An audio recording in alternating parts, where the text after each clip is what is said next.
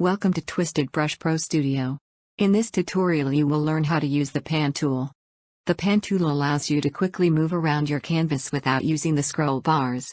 Scroll bars are intentionally not used for panning when zooming into an image. They can be cumbersome to work with and significantly interfere when painting near the edge of the page. Without a scroll bar, seamless painting on and off the edge of the page is supported. There are numerous ways to pan an image when zoomed in. The first one is to use the Pan tool. Click on its icon on the toolbar or use the P or space short keys. Click and drag to move your canvas.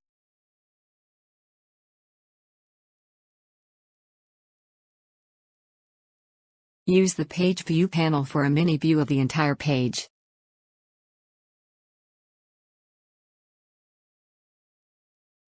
The Quick Command panel also has dedicated panning buttons that can be enabled. Use the arrow keys on the keyboard to shift the page.